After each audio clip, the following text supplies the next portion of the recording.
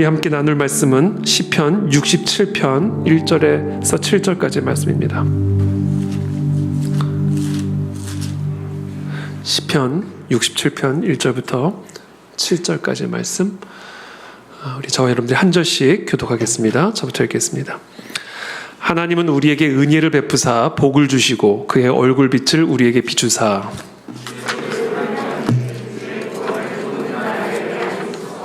하나님이여 민족들이 주를 찬송하게 하시며 모든 민족들이 주를 찬송하게 하소서.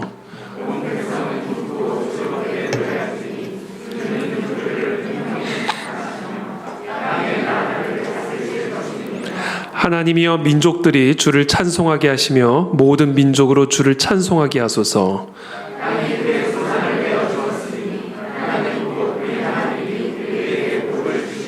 함께 읽습니다. 하나님이 우리에게 복을 주시리니 땅의 모든 끝이 하나님을 경외하리로다. 아멘. 네, 오늘은 이 땅의 부흥을 위한 우리의 기도라는 제목을 가지고 오늘 하나님의 말씀 함께 나누도록 하겠습니다.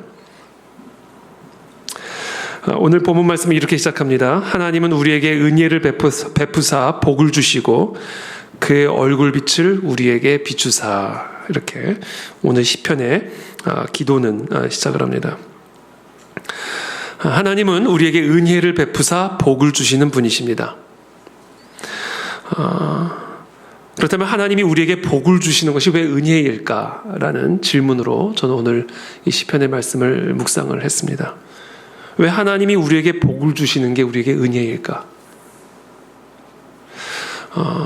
하나님이 하나님의 자녀들에게 은혜를 베푸시는 것은 당연한 일이고 또 그것은 우리의 권리가 아닐까? 하나님이 우리에게 도대체 은혜를 베푸시는 게 왜 우리에게 복일까? 그 이유는 하나입니다. 복을 받기에 합당하지 않은 사람들에게 복을 주시기 때문에 그게 은혜인 겁니다. 하나님의 저주를 받아야 할 죄인들에게 저주가 아닌 복을 베풀어 주시기 때문에 하나님이 우리에게 복을 베풀어 주시는 것은 은혜인 것입니다, 여러분. 그래서 우리는 하나님에게 복을 구할 때 당연하다는 듯이 마땅히 우리가 받아야 할 것을 받아야 되는 듯이 구하는 자세로 나아가서는 안 된다. 한마디로 하나님이 우리에게 복을 주시는 것이 은혜인 이유는 오늘도 우리에게 생명을 주시고 오늘도 우리에게 먹을 것을 주시고 오늘도 우리가 이렇게 예배를 드릴 수 있는 공간과 자유와 시간을 허락하시고 하나님이 오늘 우리에게 이렇게 복을 주시는 것이 은혜인 이유는 한마디로 우리가 다 저주받아 마땅한 죄인들이기 때문에 그렇습니다. 로마서 3장 9절의 말씀입니다. 그러면 어떠하냐? 우리는 나으냐? 결코 아니라. 유대인이나 헬라인이나 다 죄 아래에 있다고 우리가 이미 선언하였느니라. 유대인이나 헬라인이나 유대인이나 비유대인이나 모두가 예외 없이 다 죄 아래에 있다라고 하나님은 선언하셨습니다. 이 사실을 우리가 먼저 알아야 됩니다.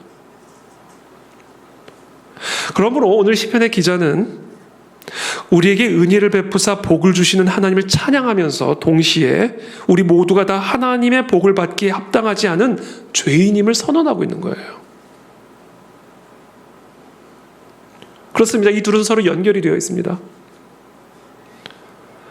우리가 하나님의 복이 아니라 저주를 받아야 할 죄인이라는 사실을 정확하게 알고 있을 때 우리에게 저주가 아닌 복을 주시는 그 하나님의 은혜를 우리가 찬양할 수가 있게 되는 거예요. 저와 여러분들이 오늘 하나님의 이름을 찬양을 하고 예수님의 은혜를 찬양하고 예수님의 이름을 찬양했는데 우리가 오늘 이 시편 기자의 이 말씀을 정확하게 깨닫고 찬양하지 않으면 그 찬양의 깊이, 그 찬양의 진정성은 떨어질 수밖에 없습니다.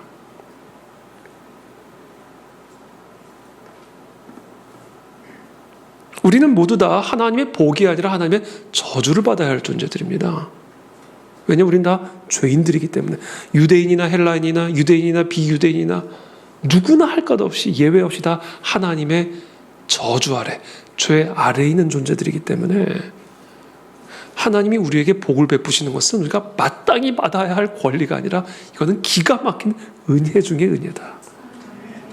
그래서 그분은 우리의 찬송을 받기 합당하신 분인 겁니다. 여러분 혹시 여러분들의 죄 때문에 하나님의 심판이 두려워 본 적 있으세요? 저 여러분들이 지은 죄 때문에 마음으로, 생각으로, 손으로, 발로 지은 죄 때문에 하나님이 나를 심판하시면 어떡할까 두려워해 본 적 있으십니까?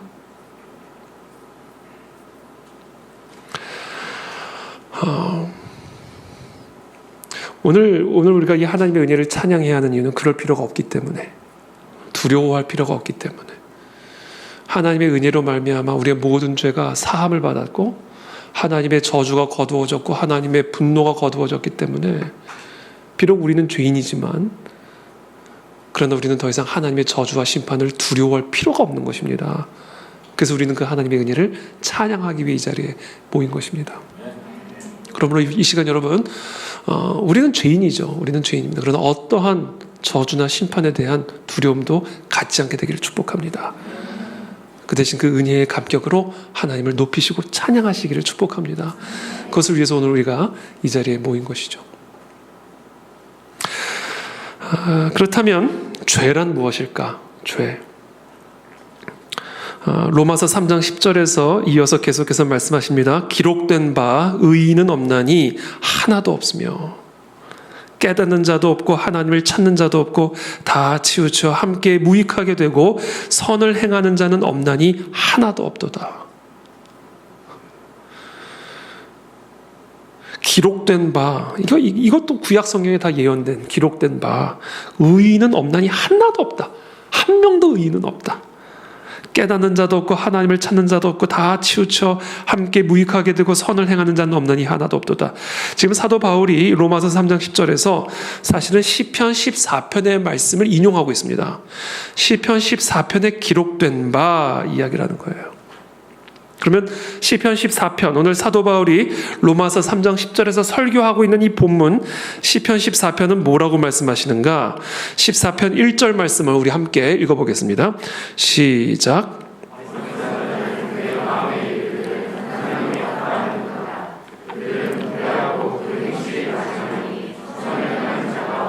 네. 어리석은 자, 이게 죄인이죠. 사도 바울은 이 시편 14편에서 말하는 어리석은 자를 일컬어 죄인으로 설명을 하고 있는 겁니다. 그러니까 죄인은 어리석은 자예요. 어리석은 자입니다. 죄인은. 이게 윤리적인 문제이기 전에 이게 지능의 문제입니다. 죄의 문제는. 죄인이 어리석은 자인 이유는 죄란 어리석음이기 때문에 그래요. 어리석음.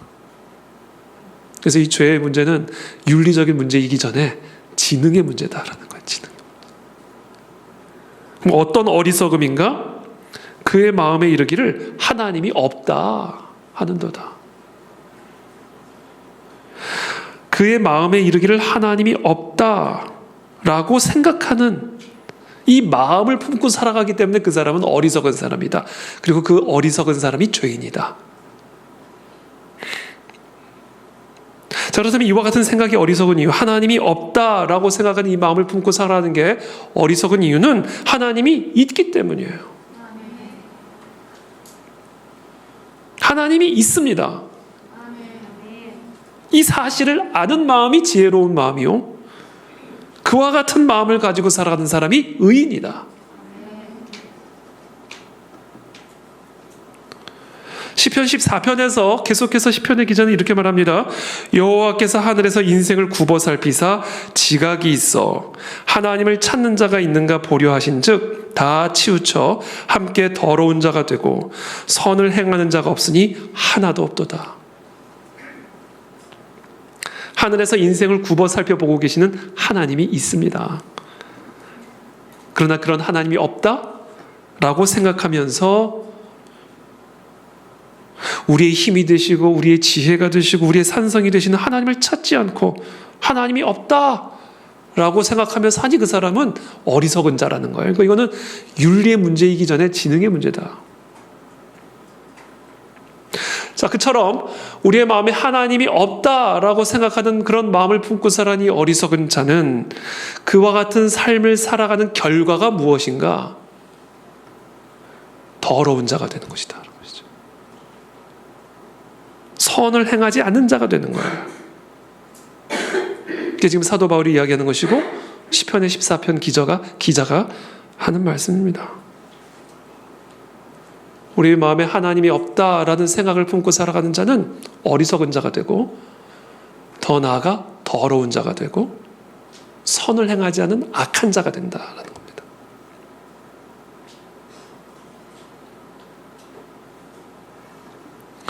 그러면서 계속해서 이 로마서 3장에서 사도 바울은 시편 14편에 이어서 시편 5편, 시편 10편, 시편 140편의 말씀을 인용하면서 다음과 같이 이 어리석은 죄인에 대한 설명을 이어갑니다. 로마서 3장 13절의 말씀입니다. 그들의 목구멍은 열린 무덤이요 그 혀로는 속임을 일삼으며 그 입술에는 독사의 독이 있고 그 입에는 저주와 악독이 가득하고 그 발은 피 흘리는 데 빠른지라. 자, 여기서 인간의 이 어리석음, 하나님을 마음에 두지 않고 하나님이 없다라는 그런 마음을 품고 살아가는 이 어리석은 죄의 결과를 사도 바울은 시편의 말씀들을 인용하면서 총 5개의 비유로 설명을 하시는데요. 이 5개의 비유 중에 4개가 입에 관한 비유입니다. 목구멍은 열린 무덤이요, 혀로는 속임을 일삼으며 그 입술에는 독사의 독이 있고 그 입에는 저주와 악독이 가득하고, 그 다음에 5번째가 그 발은 피 흘리는 데 빠른지라. 이 인간의 어리석은 죄의 결과 더러워지고 악한 자가 되는데, 그 결과를 5개의 비유로 설명하시면서 그 중에 4개가 사람의 입과 관련된 이야기입니다. 목구멍, 혀, 입술, 입, 그리고 마지막이 발이에요. 그 자신의 마음에 하나님이 없다라고 생각하는 사람이 저지르는 더러운 행위, 악한 행위는 바로 그 사람의 입의 행위, 즉 말을 통해서 이루어진다는 것을 우리에게 가르쳐주고 있죠. 한마디로 죄인은 말이 더러워요. 그래서 그의 손과 발도 악해지는 겁니다.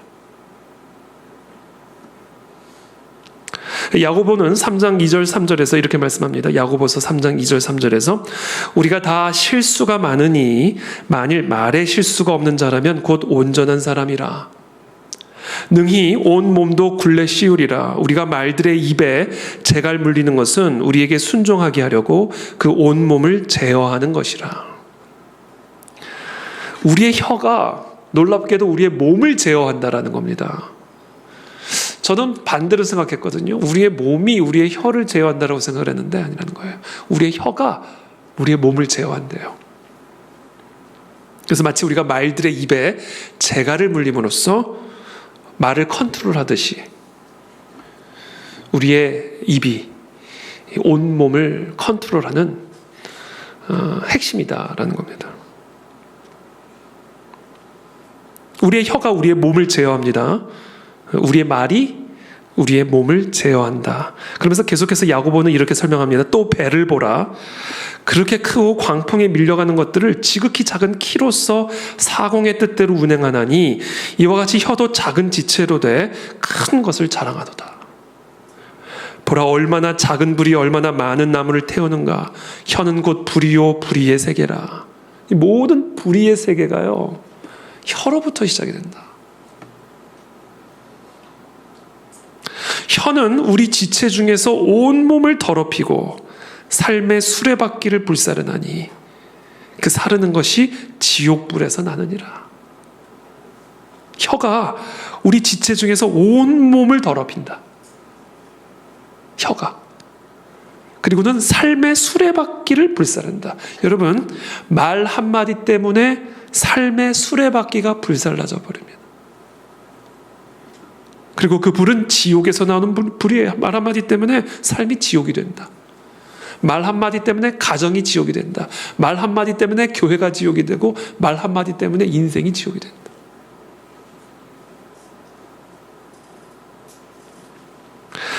야고보서 3장 7절의 말씀입니다. 여러 종류의 짐승과 새와 벌레와 바다의 생물은 다 사람이 길들일 수 있고 길들여 왔거니와 혀는 능히 길들일 사람이 없나니 쉬지 아니하는 악이요 죽이는 독이 가득한 것이라. 혀는 길들일 수가 없어요.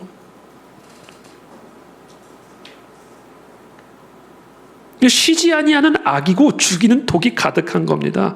차라리 벌레를 길들이라. 벌레 보고 앉아 일어나. 차라리 그게 사람의 혀를 길들이는 것보다는 쉬울 거다. 그 말씀하는 거예요.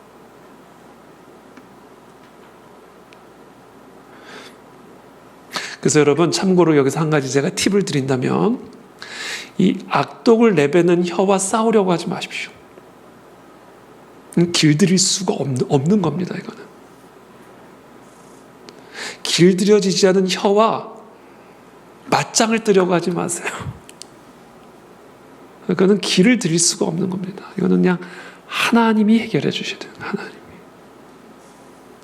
그 길들여지지 않은 혀에 똑같이 길들여지지 않은 혀로 맞부딪히게 되면 그때 이제 가정이 지옥이 되고 교회가 지옥이 되고 나라가 지옥이 되는 겁니다.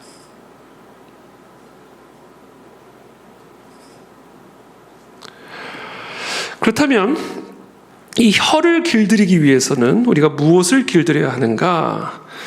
마음을 길들여야 합니다. 마음. 혀의 문제는 마음의 문제로부터 나오는 것이기 때문에 그래요.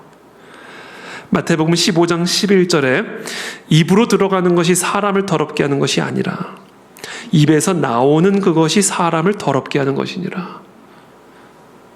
입에서 나오는 것들은 마음에서 나오나니 이것이야말로 사람을 더럽게 하느니라.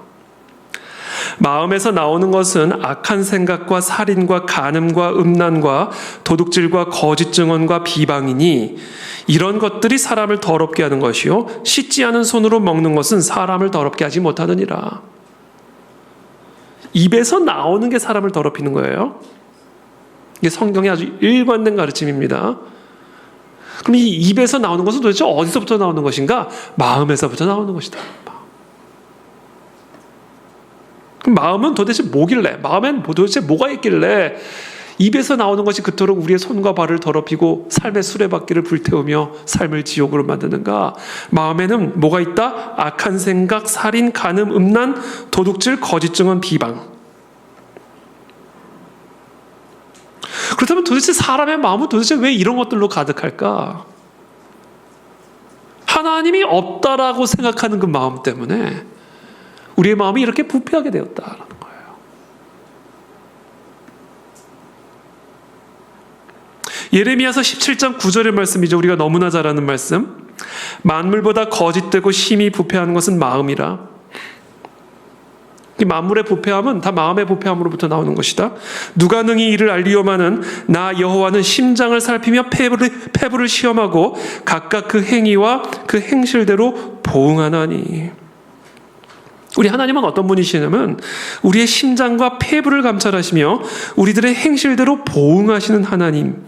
그 하나님이 있는데 우리의 마음에 그런 하나님이 없다라고 생각하니까 우리의 마음이 자연스럽게 부패해지는 거예요. 방부제가 없으면 그 빵이 금방 부패하듯이 우리의 마음에 하나님이 없다. 우리의 심장과 폐부를 감찰하시며 우리의 행실대로 보응하시는 하나님이 하늘 위에서 굽어 살피시는데 그런 하나님이 있는데 그런 하나님이 없다라고 마음에 품고 있으니까 마음이 그냥 부패해지는 겁니다. 악한 생각이 들어오고 살인, 간음, 음란, 거짓, 비방, 도둑질 이런 것들이 생산이 되는 거예요. 우리의 마음에. 여러분, 우리의 마음을 알아야 됩니다. 우리의 마음을. 그리스도의 복음의 위대함을 깨달으려면요, 우리의 마음이 어떠한지를 알아야 돼요. 우리의 마음은요, 계속해서 악한 생각이 나옵니다. 한시도 쉼없이. 끊임없이 악한 생각이 나옵니다. 우리 마음에서. 우리의 마음은 끊임없이 살인과 간음과 음란이 재배되는 밭이에요. 우리의 마음이에요. 끊임없이 도둑질과 거짓 증언과 비방을 생산해내는 공장입니다. 우리의 마음은요, 끊임없이 그와 같은 죄의 생산물들을 끊임없이 생산해냅니다. 그리고 그와 같은 것들이 우리의 입을 통해, 우리의 발과 손을 통해서 우리를 통해 흘러나감으로 우리를 더럽히는 거예요. 이게 우리예요.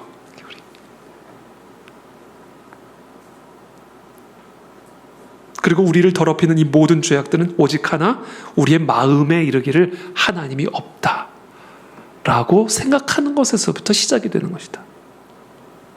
하나님의 존재를 인정하지 않거나 아니면 하나님의 존재를 망각하는 마음으로부터 흘러나오는 것이다. 그래서 결국 그 결말이 어떻게 되는가? 사도 바울은 로마서 3장 16절에서 계속해서 이렇게 말씀합니다. 파멸과 고생이 그 길에 있어 평강의 길을 알지 못하였고. 사람이 이렇게 더러워지면요, 파멸의 길로 갑니다. 더러운 인간은, 그 더러운 인간이 가는 길은 하나입니다. 파멸의 길입니다. 고생의 길입니다. 그래서 그 사람은 평강의 길을 알지를 못합니다.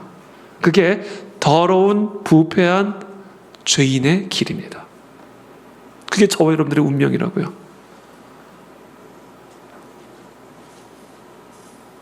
하나님은 죄의 싹은 사망이라고 분명하게 말씀하셨습니다. 죄의 결과는 파멸과 고생입니다.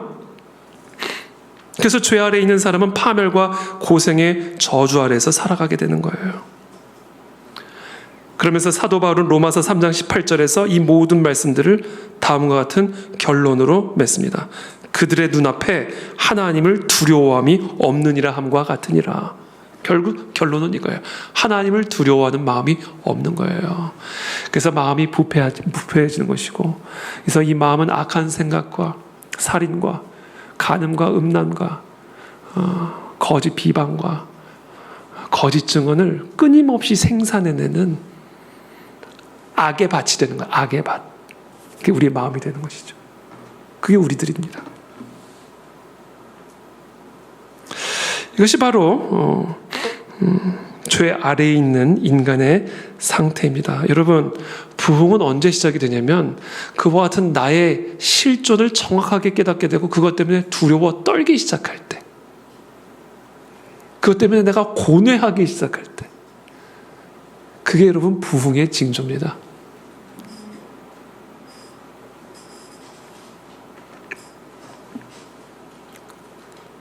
왜냐하면 그와 같은 더러움은, 그와 같은 죄악은 우리를 파멸의 길로 인도하는 것이기 때문에 우리의 인생을 완전한 파멸의 길, 사망의 길로 이끄는 것이기 때문에 그 사실로 인해서 우리가 두려워 떨어야 된다라는 거예요. 그래서 제가 아까 잠깐 질문한 거예요. 우리가 어떤 죄를 짓고 이것으로 인해서 하나님의 심판을 받을까 두려워한 경험이 있는가? 그 두려움에 우리가 완전히 사로잡혀야 된다.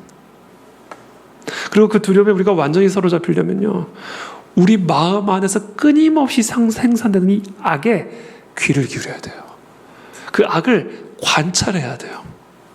이게 얼마나 악한 건지를, 이게 얼마나 나를 더럽히고 있는지를, 내 마음의 부패함이 어느 정도인지를 여러분들이 잘 살펴보시길 바랍니다. 그러면 알게 될 거예요. 그건 방법이 없다.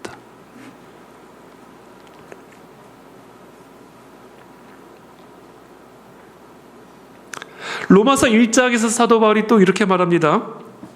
똑같은 말씀을 또 해요. 로마서 1장 28절에서 또한 그들이 마음에 하나님 두기를 싫어하며 하나님께서 그들을 그 상실한 마음대로 내버려 두사 합당하지 못한 일을 하게 하셨으니 곧 모든 불의, 추악, 탐욕, 악의가 가득한 자요, 시기, 살인, 분쟁, 사기, 악독이 가득한 자요, 수근수근하는 자요, 비방하는 자요, 하나님께서 미워하시는 자요, 능욕하는 자요, 교만한 자요, 자랑하는 자요, 악을 도모하는 자요, 부모를 거역하는 자요, 우매한 자요, 배약하는 자요, 무정한 자요, 무자비한 자라. 이게 우리의 마음이에요. 그러면서 이와 같은 마음을 가지고 살아가는 사람을 향한 하나님의 선고, 사법적인 선고가 나왔는데 그 선고를 이렇게 선언합니다. 사도 바울이 이어서 그들이 이 같은 일을 행하는 자는 사형에 해당한다고. 하나님께서 정하심을 알고도 하나님은 그렇게 정하셨다는 거예요. 우리의 마음의 부패함 때문에요, 우리 모두는 다 사형이에요, 사형. 그걸 하나님이 정하셨다는 거예요. 근데 그걸 알아놓고도, 그렇게 하나님이 정하신 것을 알고도 그렇게 행하는 자들을 옳다 말한다는 거예요.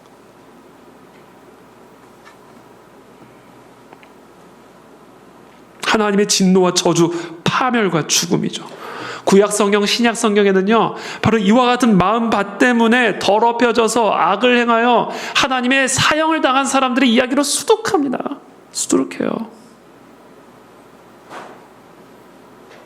하나님이 없다라고 생각한 사람은 하나님을 살인자라고 매도하지만, 하나님을 인권 탄압자라고 매도하지만, 아니에요. 사형 받은 거예요, 사형.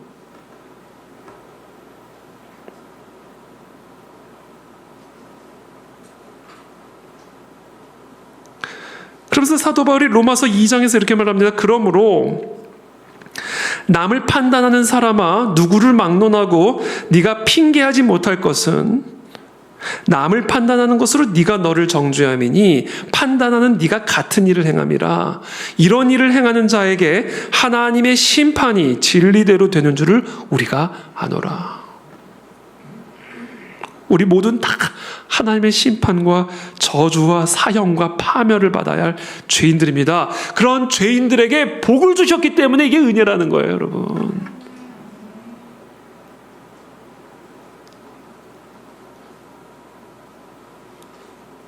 이 사실을 우리가 깨달아야 하나님의 은혜를 찬양할 수가 있게 되는 겁니다.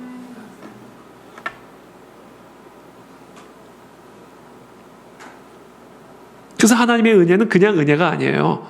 어떤 은혜? Amazing 은혜예요. Amazing grace. Amazing이다 이거는.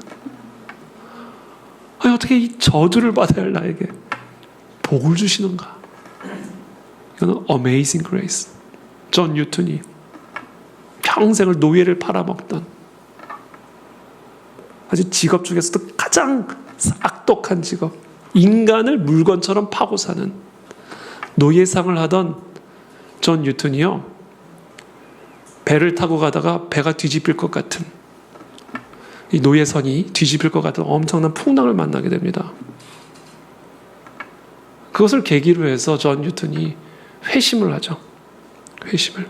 하나님의 진노 앞에서 자신의 이 행위가 하나님 보시기에 얼마나 악독한 것인지를 그 성난 파도 앞에서, 배가 뒤집힐 것 같은 하나님의 진노 앞에서 존 뉴턴이 회심을 하게 되죠. 그리고 나중에 목사가 되죠. 그리고는 쓴 가사가 Amazing Grace. 나 같은 죄인을 살리신 주 은혜 놀라워. 그러니까 하나님의 은혜가 이게 얼마나 어메이징한 건지를 알려면요, 내가 얼마나 죄인인지를 알아야 된다. wretch는 이건 저주받아 마땅한 존재다.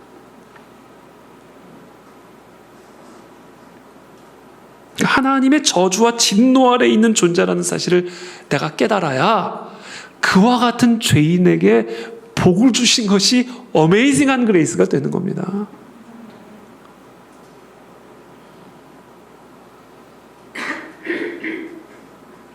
조나단 에드워즈는 이 죄인을 이런 식으로 표현했어요. 아주 더러운 벌레.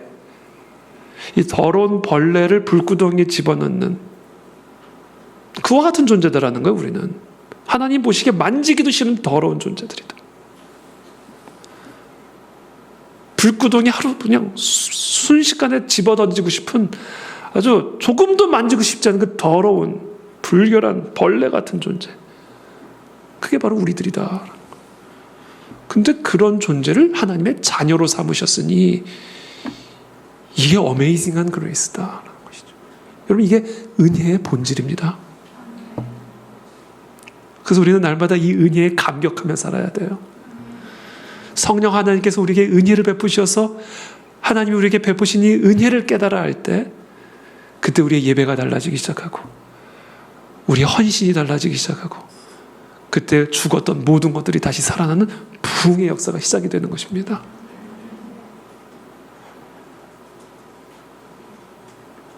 그렇다면 하나님이 죄인들에게 주신 복이란 뭘까? 우리는 어떤 복을 받았나? 단순해요. 하나님이 없다 하는 자들에게 베푸신 복은 뭐예요? 하나님이 있다라는 것을 깨우쳐 주신 거예요. 하나님이 있다라는 것을 우리의 마음에 깨닫게 하신 겁니다. 이게 하나님이 우리에게 베푸신 은혜의 복이에요. 그래서 마음에 하나님이 없던 사람이 하나님을 모시기 시작한 거예요. 이게 은혜고 이게 복입니다. 내가 어떻게 하나님을 알게 됐을까? 참 신기하죠. 여러분들이 어떻게 하나님을 알게 됐을까? 여러분 신기하지 않으십니까? 그게 하나님이 베풀어 주신 은혜요 복이라는 거예요. 우리가 도대체 어떻게 하나님을 알게 됐을까? 우리가 도대체 왜 저 무슬림 앞에 가서 하나님을 섬기지 않고 있고 저 신천지에 가서 하나님을 섬기지 않고 어떻게 그 안에 진리교회에 와서 하나님을 예배하고 있을까? 그게 복이라는 겁니다. 코란이 아니라 성경을 앞에 두고 하나님을 예배하고 있다니 이게 복이라는 거예요. 이게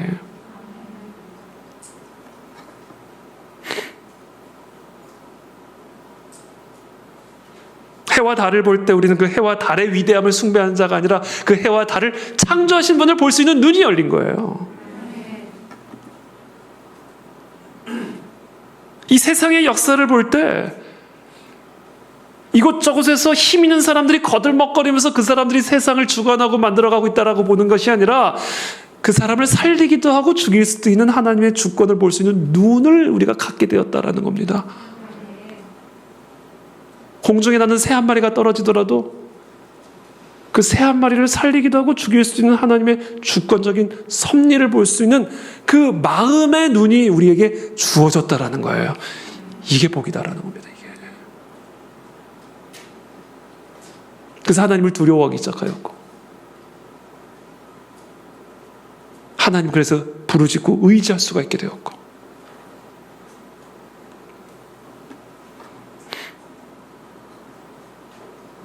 이 마음이 바로 하나님이 우리에게 베풀어 주신 은혜요 복입니다. 그 마음을 잘 간직하시길 축복합니다. 그래서 시편 67편 1절에서 이렇게 시편의 기자가 말합니다. 하나님은 우리에게 은혜를 베푸사 복을 주시고 어떤 복? 그의 얼굴빛을 우리에게 비추사. 그 하나님이 우리에게 베푸신 은혜의 복은요, 하나님이 없다라고 생각하며 어리석게 악하게 살아가는 우리들에게 하나님의 얼굴을 비춰주신 거예요. 하나님의 얼굴을 보여주신 겁니다, 우리에게. 이게 은혜고 이게 복이다라는 겁니다. 우리를 진노하여 저주하지 않으시고 하나님이 하나님의 얼굴의 빛을 비춰주심으로써 우리의 마음에 하나님이 있다라고 선언하고 찬양하게 하셨으니 이게 은혜의 복이다라는 겁니다.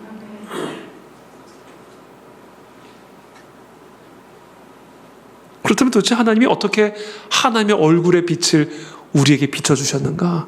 전혀 하나님을 알지 못하던 마음에 하나님이 없다라고 생각하며 살아가던 우리들에게 하나님은 도대체 어떻게 하나님의 얼굴의 빛을 비춰주셨는가? 예수 그리스도이십니다, 여러분. 예수 그리스도를 통해서 하나님이 하나님을 알지 못하는 우리들에게 하나님의 얼굴의 빛을 비춰주신 거예요.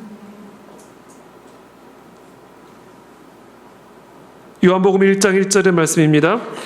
태초에 말씀이 계시니라. 이 말씀이 하나님과 함께 계셨으니 이 말씀은 곧 하나님이시니라. 그 안에 생명이 있었으니 이 생명은 사람들의 빛이라. 빛이 어둠에 빛이 돼 어둠이 깨닫지 못하더라. 빛이 비쳤는데도 이 어둠, 지극히 깊은 어둠, 하나님은 없다 라고 생각하는 그 깊은 어둠에 잠겨 있었기 때문에 하나님이 오셨는데도 그것을 거부했다.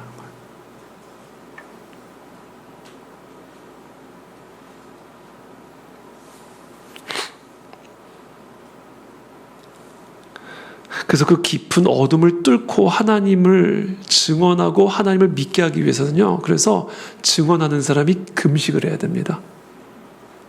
금식을 해야 돼요. 이게 그 마음과 생각에 돌무더기들이 그냥 가득하게 채워져 있기 때문에 그 돌무더기들을 다 걷어내고 이 복음의 빛이 그 사람의 심령 가운데 온전하게 비추어져 가지고 그 사람의 영혼이 거듭이 나고 잠들었던 그 사람의 영혼이 다시금 깨어나기 위해서는요, 이 말씀을 전하는 자가 뭘 해야 된다? 금식을 해야 됩니다.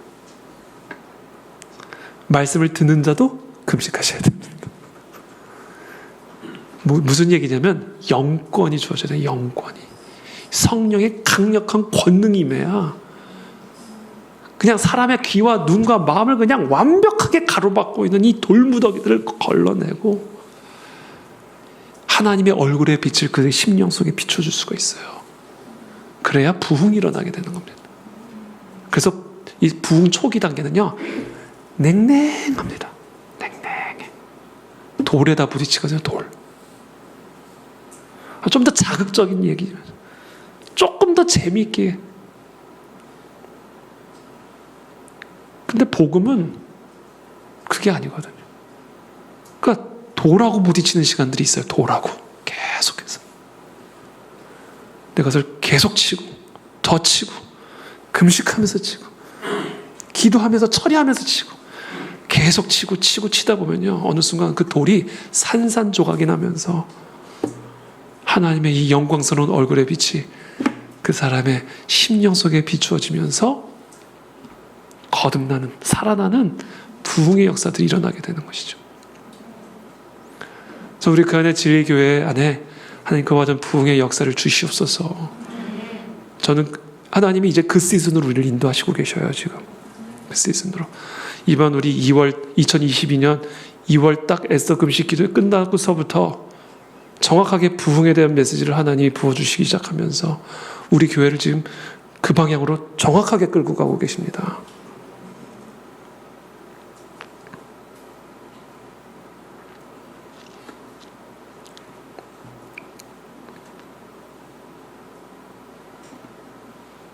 그렇다면 그 빛은 누구신가?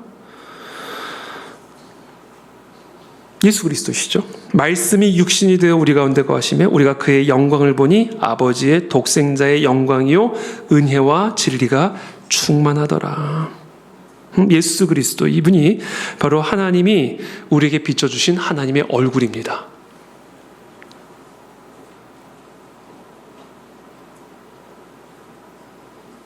그래서 마태는 이사야서 9장 1절의 말씀을 인용하면서 그 예언이 성취되었음을 마태는 4장에서 기록합니다. 제가 한번 쭉 읽어드릴게요.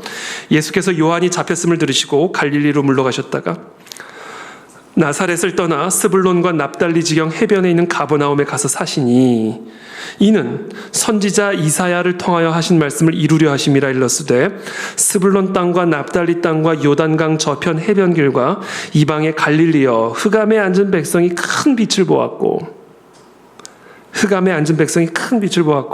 사망의 땅과 그늘에 앉은 자들에게 빛이 비치었도다 하였느니라. 이 빛이 누구세요? 예수 그리스도시다 라는 겁니다. 하나님의 심판과 저주를 받아 파멸을 당할 수밖에 없는 흑암에 앉아있는 백성들이, 사망의 땅과 그늘에 앉아있는 자들이 하나님의 얼굴에 빛을 보게 되었다라는 거예요. 그분이 예수 그리스도이십니다. 그러던 예수께서 온 갈릴리에 두루다니사 그들의 회당에서 가르치시며 천국 복음을 전파하시며 백성 중에 모든 병과 모든 약한 것을 고치시니 그의 소문이 온 수리아에 퍼진지라. 사람들이 모든 앓는 자 곧 각종 병에 걸려서 고통당하는 자, 귀신 들린 자, 간질하는 자, 중풍병자들을 데려오니 그들을 고치시더라. 생명의 역사가 나타나기 시작하는 거예요. 저주가 떠나가기 시작하는 겁니다. 하나님의 진노가 거두어지기 시작했다라는 의미입니다. 여러분, 이것을 바꿔 말하면요, 우리들이 왜 모든 병과 약한 것으로 고통을 받고 있는가? 왜 각종 병에 걸려서 고통을 당하는가? 왜 귀신에 들렸는가? 왜 간질하고 중풍병에 걸렸는가? 이게 다 우리의 마음에 하나님이 없다 하여 하나님의 진노와 저주 아래 거했기 때문에 귀신에 들리고 각종 질병으로 고통을 당하게 되었고 간질과 중풍병에 시달리게 되었음을 의미하는 거예요. 그래서 저는 이것을 바꿔 말하면 우리가 예수 그리스도를 믿음으로 영접하는 순간 그 예수 그리스도의 그 이름 안에 담겨져 있는 의미가 무엇인지를 정확하게 깨달아 알게 되는 순간 우리의 삶을 지배하던 흑암과 사망의 저주들은 떠나가게 될 것이고 모든 질병과 귀신과 결박들이 끊어지고 회복되고 살아나는 생명의 역사들이 일어나게 될 줄을 믿습니다. 그러므로 오늘 이 시간 혹시라도 우리 가운데 예수 그리스도를 영접하지 않은 분들이 있다면 예수 그리스도를 믿음으로 영접하시기를 축복합니다. 그렇다면 예수 그리스도의 무엇을 믿어야 하는가? 예수 그리스도의 대속의 은혜를 믿어야 된다라는 거예요. 시편 67편 2절부터 3절까지의 말씀입니다. 함께 읽겠습니다. 시작.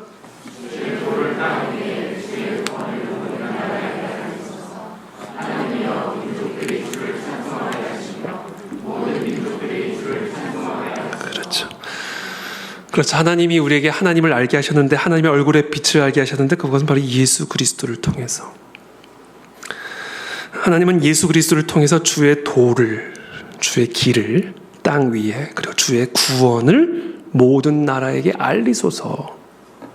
구원의 길이죠. 그래서 하나님이여 민족들이 주를 찬송하게 하시며 모든 민족들이 주를 찬송하게 하소서. 모든 민족들이 예수 그리스도를 알게 하여 주십시오. 예수 그리스도의 은혜와 복을 받아 누리게 도와주십시오. 예수 그리스도 안에 있는 이 대속의 은혜, 죄 사함의 권세를 믿음으로 받아들이게 도와주십시오. 왜? 우리는 죄 아래 있어 하나님의 진노와 저주 아래 있으므로 이 죄를 사하시는 그 예수 그리스도의 대속의 은혜를 믿음으로 말미암아 우리의 개인과 우리의 가정과 이 나라와 민족을 지배하는 하나님의 진노와 저주로부터 우리를 구원하여 주시옵소서. 그것을 온 나라 온 민족이 알게 하시고 그 예수 그리스도의 구원으로 말미암아 하나님을 찬양하게 하여 주시옵소서. 이것이 오늘 시편 기자의 기도입니다. 그리고 그것이 우리의 기도가 되어야만 할 줄로 믿습니다.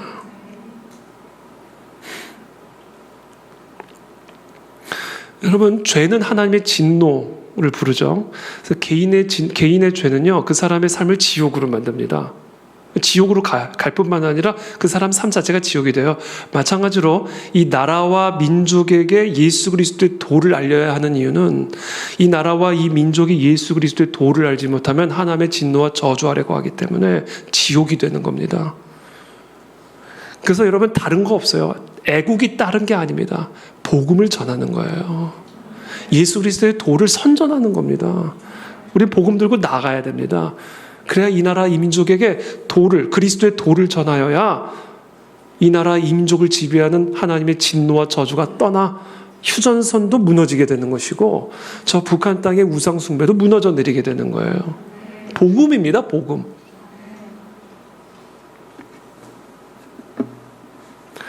예수 그리스도의 대속의 은혜. 그렇다면 예수 그리스도께서 어떻게 대속의 은혜를 우리에게 베푸실 수가 있는 분인가?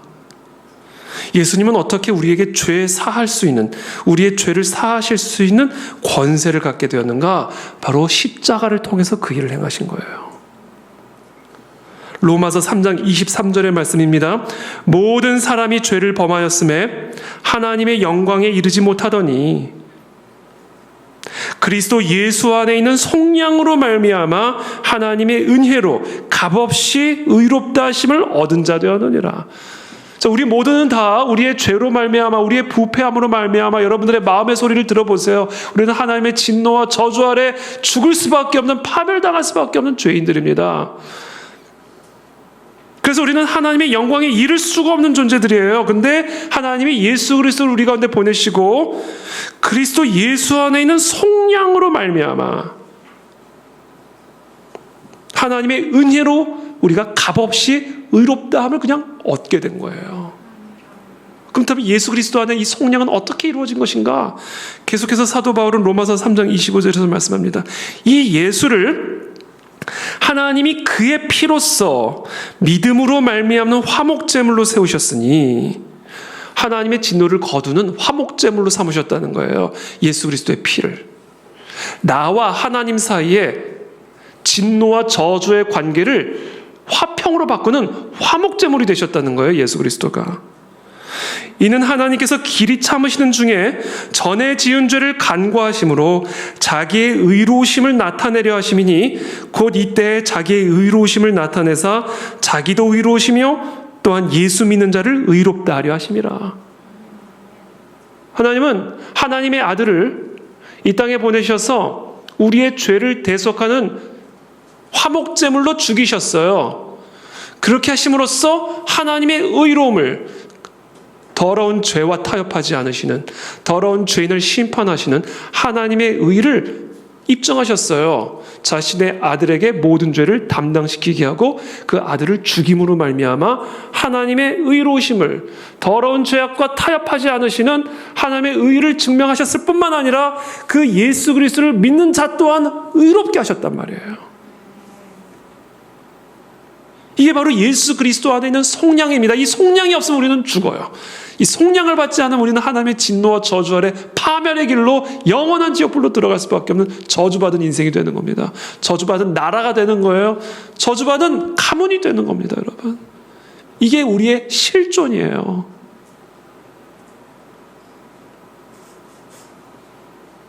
그래서 여러분, 세상에서 아무리 잘 먹고 잘 사는 사람이 있어도 그 사람이 예수 안에 있는 속량을 믿지 않으면 그 사람은 저주 아래 있는 사람이에요.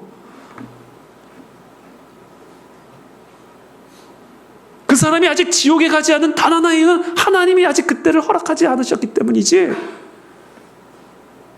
하나님이 은혜의 줄을 놓는 순간 지옥으로 들어가는 겁니다. 그게 그 사람들의 운명이에요.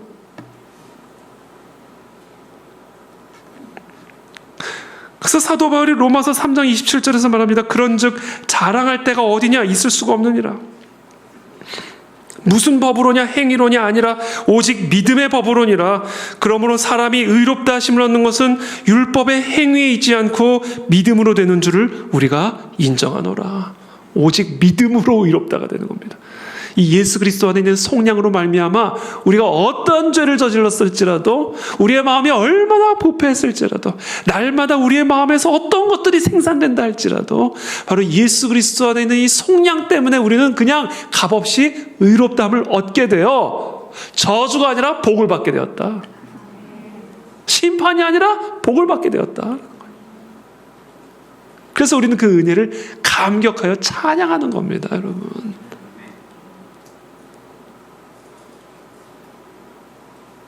그래서 제가 아까 말씀드렸죠, 서두에. 우리의 죄 때문에 하나님이 나를 저주하면 어떡할까? 내 마음에서 올라오는 이 더러운 것들 때문에 하나님이 나를 심판하시면 어떡할까?에 대한 두려움을 갖지 않으시기를 바랍니다. 예수 그리스도의 속량으로 말미암아 우리는 의롭다함을 받은 존재들입니다. 그 예수 그리스도의 속량의 은혜를 붙잡을 때 성령께서 우리의 마음을 변화시켜 주시고 모든 죄를 이길 수 있는 힘과 권능을 불어넣어 주십니다. 그러므로 온 백성은, 시편 67편 4절입니다. 온 백성은 기쁘고 즐겁게 노래할지니 주는 민족들을 공평히 심판하시며 땅 위의 나라들을 다스리실 것임이니이다. 지금 이 시편의 기자는 이 복음의 정수, 이 복음의 본질을 이 시편의 기자가 노래한 다음에 이제 온 백성과 나라가 기뻐하며 찬양할 것을 촉구합니다. 부흥을 위해서 기도하고 있는 것이죠. 하나님, 이것이 한 개인의 영혼 구원에서 그치는 것이 아니라 한 나라와 민족의 부흥으로 불처럼 번져나가게 해주십시오. 주의 도를 알게 하십시오. 그렇죠? 2절에 주의 도를 땅 위에 주의 구원을 모든 나라에게 알리소서. 이 예수 그리스도로 말미암은 성령의 은혜를 모든 나라에게 알게 하십시오. 그래서 하나님의 이 진노와 저주와 파멸의 길로부터 건져냄을 받게 하십시오 라고 기도하고 있는 거예요. 이 간절함이 이 시편 기자의 기도입니다.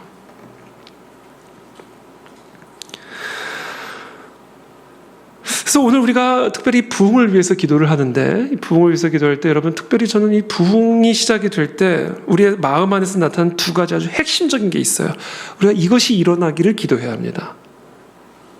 뭐냐면 이미 제가 설명드린 것처럼 나는 철저한 구제불능의 죄인이라는 사실을 깨닫는 의식이 살아나요. 이게 살아나야 돼요. 그래야 복음이 될 수 있고 십자가의 은혜가 진짜 은혜가 될 수가 있는 겁니다. 그래서 제가 그 방법을 가르쳐 드렸죠. 내 마음에서 올라오는 게 뭔지를 한번 잘 보시라고요. 내 마음에서 어떤 것들이 올라오는지를 여러분들의 마음을 잘 감찰해 보세요. 하나님도 우리의 심장과 폐부를 감찰하신다 했으니 저와 여러분들의 심장과 폐부를 한번 잘 감찰해 보세요. 거기서 뭐가 나오나. 그러면 이제 우리가 알게 됩니다. 야, 나는 구제불능이거든. 이건 뭐 이거는 마음을 어떻게 할 수가 없. 이 부패함을 어떻게 할 수가 없다. 그러면서 뭐에 빠져요? 고뇌에 빠집니다. 이거 어떡하지?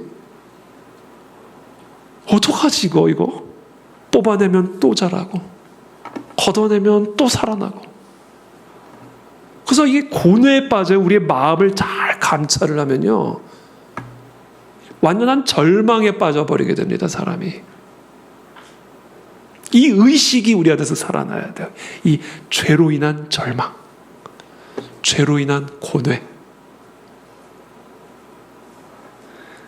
그게 사도 바울 안에 있었어요. 사도 바울. 내 속 곧 내 육신에 선한 것이 거하지 아니하는 줄을 아노니, 이 의식이 필요해요. 내 마음 안에는 선한 것이 없다라는 이 의식이 일어나야 됩니다. 원함은 내게 있으나 선을 행하는 것은 없노라. 내가 원하는 바 선은 행하지 아니하고 도리어 원하지 아니하는 바 악을 행하는도다. 만일 내가 원하지 아니하는 그것을 하면 이를 행하는 자는 내가 아니요 내 속에 거하는 죄니라. 그러므로 내가 한 법을 깨달았노니 곧 선을 행하기 원하는 나에게 악이 함께 있는 것이로다. 내 속사람으로는 하나님의 법을 즐거워하되 내 지체 속에서 한 다른 법이 내 마음의 법과 싸워 내 지체 속에 있는 죄의 법으로 나를 사로잡는 것을 보는도다. 이것을 볼 수 있는 눈이 열려야 됩니다. 이게 부흥의 전조입니다. 그래서 영혼의 고뇌에 빠져야 돼요. 어찌할꼬. 이 마음을 어찌할꼬. 이 부패함을 어찌할꼬. 그러면서 사도 바울이 말하죠. 오호라 나는 곤고한 사람이로다. 어찌할꼬 이 곤고함을. 이 사망의 몸에서, 이 진노의 몸뚱아리에서, 이 저주받은 몸에서 도대체 누가 나를 건져내랴. 이거 완전한 절망과 곤고함에 빠진 것이죠. 해결책을 찾아 헤매는 거예요. 나에게는 해결책이 없음을 깨달은 겁니다. 그러면서 본물 터지듯 선포가 터집니다. 우리 주 예수 그리스도로 말미암아 하나님께 감사하리로다. 예수 그리스도 안에 해결책이 있는 겁니다, 여러분. 그런즉 내 자신이 마음으로는 하나님의 법을, 육신으로는 죄의 법을 섬기노라. 그러나 오케이, 왜냐? 그러므로 이제 그리스도 예수 안에 있는 자에게는 결코 정죄함이 없나니. 이는 그리스도 예수 안에 있는 생명의 성령의 법이 죄와 사망의 법에서 너를 해방하였습니다. 이게 우리에게 베푸신 은혜의 복입니다.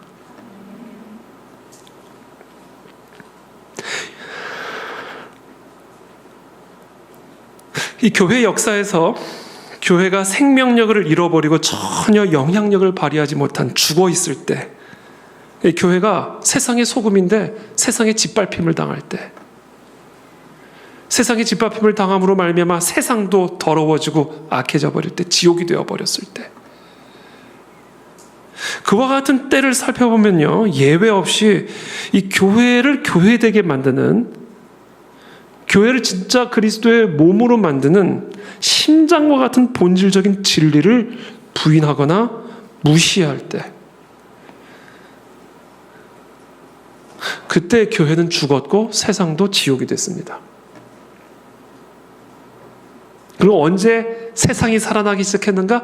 언제 교회가 다시 살아나기 시작했는가? 교회를 교회되게 만드는 아주 중추적인 심장과 같은 진리들이 재발견되어지고 그것이 강단의 중심, 성도들의 중심에 세워졌을 때 그때 교회가 다시 살아나기 시작했고 그때 시대가 다시 살아나기 시작합니다. 그 중추적인 진리가 뭔지 아세요? 오직 믿음으로 의롭다함을 얻다라는 진리입니다. 구원에 관한 진리예요. 이 구원에 관한 진리가 죽을 때 하나님의 진노와 저주 아래 죽어가기 시작하는 것이죠.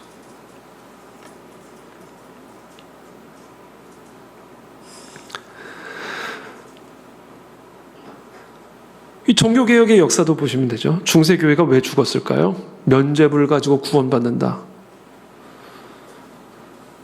태첼이라는 당시 수도사가 전국을 다니면서 당신이 헌금함에 던지는 은잎이 땡그랑 소리를 내는 그 순간 지옥에 있는 당신의 아버지가 천국으로 옮겨진다. 이 은잎 한 전이, 이 은잎 하나가 헌금통에 떨어지면서 땡그랑 소리를 내는 순간 저 연옥에 들어가 있던 당신의 이모부가 천국으로 옮겨진다. 이런 식의 구원에 관한 가르침을 전국을 다니면서 그 헌금 모아가지고 로마 성전 세울 때 중세교회는 완전히 죽어버린 거죠. 그와 같은 중세교회가 언제 다시금 살아나고 그와 같이 죽어있던 중세시대가 언제부터 다시 살아나기 시작했는가? 마틴 루터가 수도원에서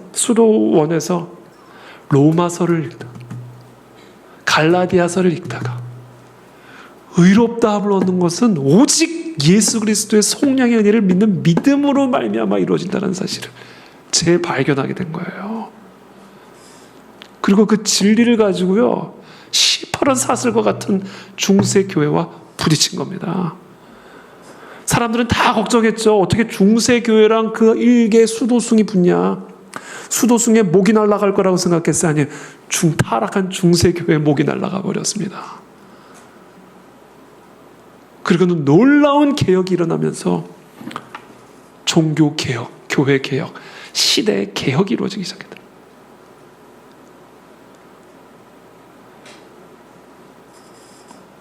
이 종교개혁으로부터 자유라는 사상이 회복이 되기 시작했고 하나님 앞에 개인이라는 개인 사상이 살아나기 시작했고 거기서 인권이라는 개념이 살아나기 시작했고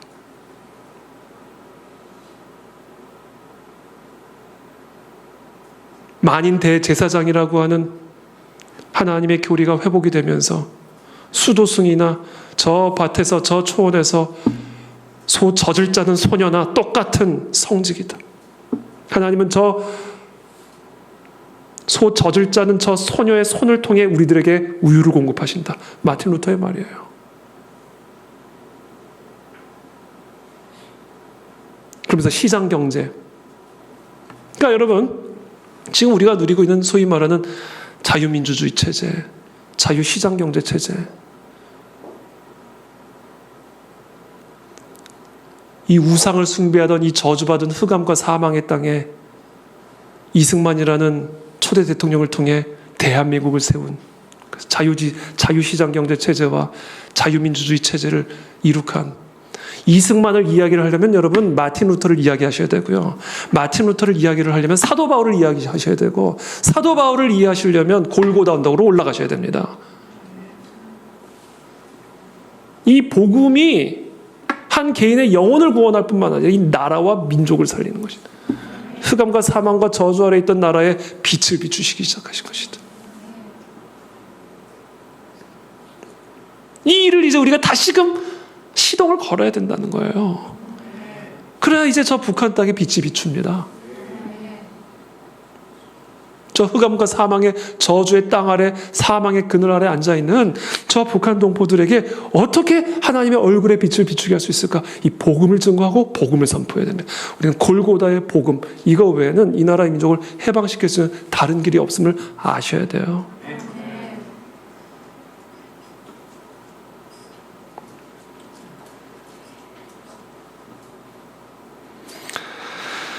그래서 오늘 계속해서 찬양으로 마무리되죠. 5절부터 하나님이여 민족들이 주를 찬송하게 하시며 모든 민족으로 주를 찬송하게 하소서. 이거는 이 종교는 이 교회는요 이 복음은요, 이 교회 안에 가르침이 아니에요. 복음은 교회 안에 갇혀 있는 가르침이 아니라고요. 복음의 빛은 교회 안에 국한되지 않아요. 민족을 비춰야 돼요. 왜냐하면 복음은 종교가 아니기 때문에 그래요. 복음은 세계를 변화시키고 세계를 살릴 수 있는 유일한 하나님의 능력이 되기 때문에 그래요. 그래서 복음을 가둬두면 안 돼요. 교회 안에 가둬두면 안 됩니다. 종교적 교리로 국한시키면 안 돼요. 사도 바울은 정치가도 아니요 경제학자도 아니었어요. 사도 바울은 복음 전도자였습니다. 근데 이 사도 바울이 세계의 문명을 뒤바꿔 놓은 거예요. 그건 사도 바울이 위대해서가 아니에요. 사도 바울이 전한 복음의 위대함 때문입니다. 왜냐하면 복음은 세상을 살리는 하나님의 능력이요, 저주받아 마땅한 이 세상을 향한 하나님의 복이기 때문에 그래요.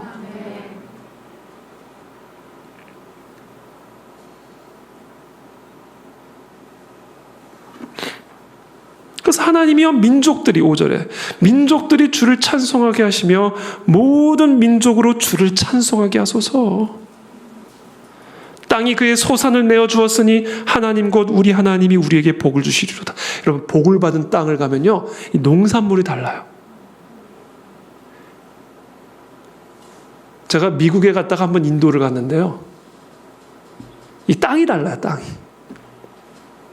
소도 달라. 소도. 그러니까 소를 섬기는데 소가 왜 그런지 모르겠어요. 먹을 것도 없어요. 보면서 다 그냥 뼈가 항상 해가지고. 근데 한번 제가 LA에서 어디예요? 샌프란시스코까지 차를 타고 가는데, 와, 소밭. 진짜 소밭이에요. 소가 근데 다 그냥 기름지소.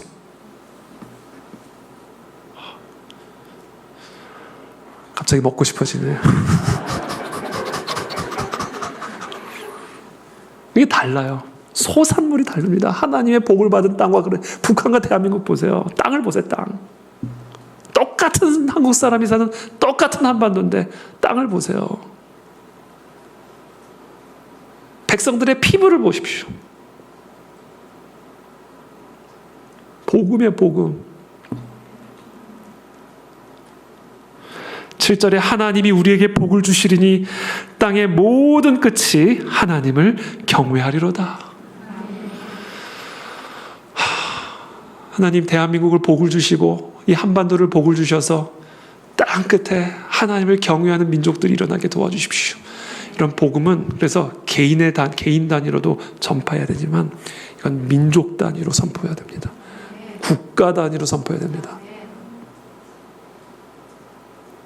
그것이 하나님이 우리에게 베푸신 은혜의 복이기 때문에 그렇습니다. 그래서 우리 WCS 학생들에게 설교하면서 나는 이곳에서 윌버포스와 같은 그런 좋은 정치인, 경제인, 문화예술인, 우리의 다음 세대들, 우리 그 안에 진리교의 다음 세대들이 그러한 다음 세대들이 일어나는 것도 너무 좋지만, 그러나 나는 무엇보다 복음을 증언할 수 있는 목사들이 나타나기를 원하고, 선교사들이 일어나기를 바라고, 신학자들이 일어나기를 바란다. 왜냐하면 그와 같은 목사와 선교사와 신학자가 일어나야 윌버포스도 나오는 겁니다. 존 뉴턴이 없었다면 윌버포스도 없습니다, 여러분. 그래서 우리가 부흥을 위해서 기도를 할 때 하나님이 이 땅에 신학교를 위해서 기도해야 돼. 목사들을 위해서 기도해야 됩니다. 선교사들을 위해서 기도해야 돼요. 그냥 진짜 목사들이 나타나야 됩니다. 진짜 대언자, 진짜 예언자, 진짜 선교자들이 나와야 돼요. 진짜 신학자, 엉터리 신학자들, 요새 신학자들이 엉터리들이 너무 많아가지고. 그래서 이 복음이 개인 단위로뿐만 아니라 민족 단위로 선포되어져서 한 개인이 구원을 받을 뿐만 아니라 대한민국이 구원을 받아야 된다. 대한민국. 한반도가 구원을 받아야 된다는 거죠. 일본이 구원을 받고. 그것을 위해서 우리 그 안에 진리가 쓰임받고 세워지게 되기를 기도하면서 오늘 함께 기도의 자리로 나가기를 원합니다. 함께 기도하겠습니다.